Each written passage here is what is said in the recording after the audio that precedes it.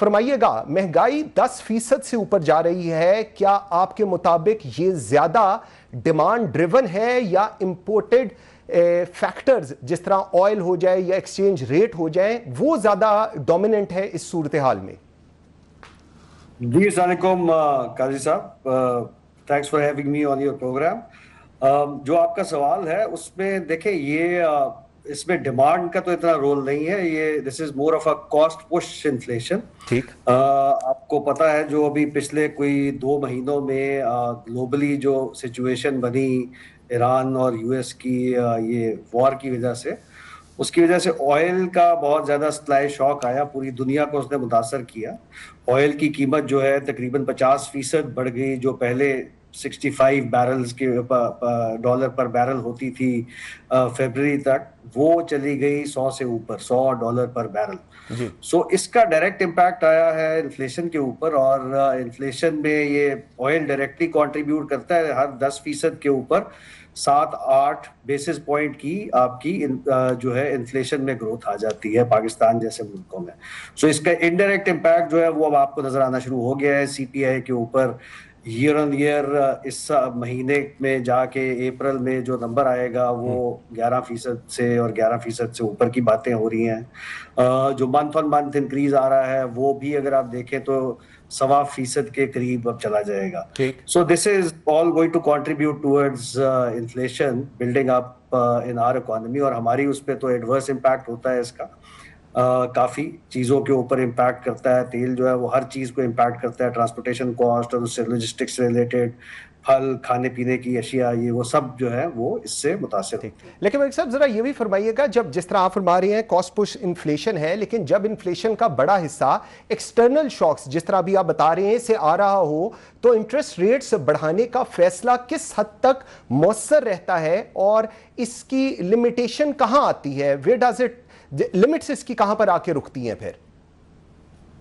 نہیں دیکھیں، وہ تو ہماری آپ کو پتا ہے بہت ہی زیادہ جو ہے امپورٹ ڈیپینڈنٹ قسم کی اکانومی ہے، ہاں ٹھیک، اور انفلیشن کو کنٹرول کرنے کے لیے جیسے پچھلے اس میں آپ نے دیکھا اچھی ٹائٹ مانیٹری پالیسی سے اسٹیٹ بینک نے انفلیشن کو کنٹرول بھی کیا، جو پچھلے اگر آپ دیکھیں تو فسکل ایئر 25-26 کے پہلے ہاف میں انفلیشن آپ کی 5-6% کے اوپر چل رہی تھی، 4.5-5% کے اوپر۔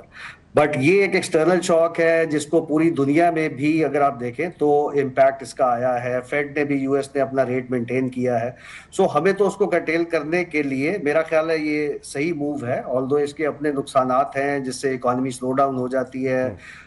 ہم جی ڈی پی گروتھ جو تھی ہماری 4-4.5% کے اوپر ایکسپیکٹڈ ہے، بٹ یہ آگے جا کے اگر یہ اسی طرح سچویشن رہی، آئل پرائسز اسی لیول پہ رہیں، تو ہمیں اس کا اور زیادہ انفلیشنری پریشر کا سامنا ہو سکتا ہے، جو کہ فردر ٹائٹننگ کے اوپر جو ہے جا سکتی ہے، اسٹیٹ بینک لے کے جا سکتا ہے اس کو۔ آئی ایم ایف کی اگر بات کریں، جس طرح مسلسل ایک ٹائٹ مانیٹرنگ پالیسی پر زور دیتا رہا ہے تاکہ انفلیشن ایکسٹرنل امبیلنس کو کنٹرول کیا جا سکے، جو موجودہ اس وقت ہائی انٹرسٹ ریٹ ہے، اس فریم ورک کا حصہ آپ اس کو سمجھ رہے ہیں؟ اس کو کیسے پھر آپ اینالائز کریں گے؟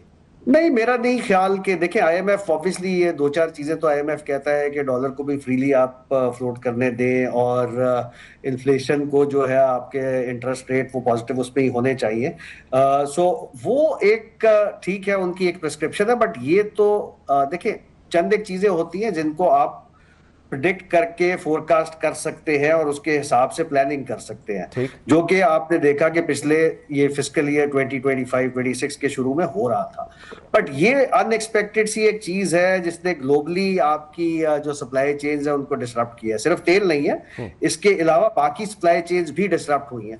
سو آئی تھنک اس کو تو اسی طرح ٹیکل کرنا پڑتا ہے کہ آپ انٹرسٹ ریٹ کو تھوڑا سا بڑھائیں تاکہ آپ کی کنزمپشن تھوڑی سی کنٹرول میں آئے، ورنہ تو بہت زیادہ یہ جو ہے انفلیشن بڑھ جاتی ہے۔ اور ہمارے جیسے ملکوں میں تو ہم نے ابھی دیکھا ہے 2 سال پہلے ہم 22% سے کے انٹرسٹ ریٹ پہ تھے اور 30-35% کی انفلیشن کو ہم نے دیکھا ہے۔ سو میرا خیال ہے ہمیں کنٹرول کرنے کے لیے اسٹیٹ بینک نے یہ صحیح ڈائریکشن میں ہے۔ آئی ایم ایف پروگرام کی اپنی ریسٹرکشنز ہوتی ہیں، ریکوائرمنٹس ہوتی ہیں پروگرام کی، بٹ کیونکہ ہم سگنیٹری ہیں، ہم نے ان سے سپورٹ لی ہوئی ہے، سو اس کو پورا بھی کرنا ہوتا ہے۔ بالکل صحیح۔ ہر 1% انٹرسٹ ریٹ انکریز کے بعد حکومت کی جو ڈیٹ سروسنگ کاسٹ ہے اس میں ہم دیکھتے ہیں نمایاں اضافہ ہوتا ہے. یہ جو پالیسی ہے یہ خود ہی فسکل ڈیفیسٹ کو بڑھا کر ایک ڈیٹ سپائرل کریٹ نہیں کر رہی. Don't you agree with that G?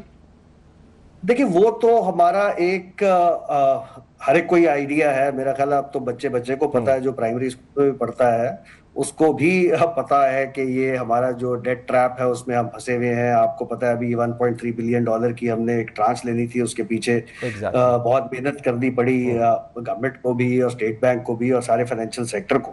So I think وہ آپ بالکل صحیح کہہ رہے ہیں, بٹ اس سے کوئی apparently there is no way out at this point in time. اور اس کی آپ دیکھیں نا, یہ جو پیٹرول کی پرائسز پاکستان میں بڑھی, اگر آپ ابھی بھی دیکھیں تو ہماری اس میں جو پیٹرولیم ڈیولپمنٹ لیوی جو ہے وہ ابھی بھی ریگولیٹری جو لیوی ہے وہ ابھی بھی اس میں کو 20-25% کے قریب تو لیوی ہے اس پرائس کے بیچ میں. سو وہ اگر دیکھیں کوئی ہمارا یہ ایشو نہ ہوتا فسکل ڈیفیسٹ کا بھی, تو اس قسم کی انفلیشن کو کنٹرول کرنے کے لیے پہلے حکومت اگر فسکل سائڈ پہ کمفرٹیبل ہوتی تو وہاں پہ ان کے پاس ایلبو روم ہوتا تو وہ یہاں سے اپنی لیوی کو کم کر کے لوگوں کے اوپر کم سے کم بوجھ پاس آن کرتے. بٹ ایز یو سیڈ کہ یہ ہمارے لیے ایک بڑا مسئلہ ہے. کوئی بھی چیز ہماری ڈیٹ جو ہے اس کے سروسنگ میں اتنے زیادہ ہمیں پیسے لگانے پڑتے ہیں انٹرنلی بھی اور ایکسٹرنل فرنٹ پہ بھی.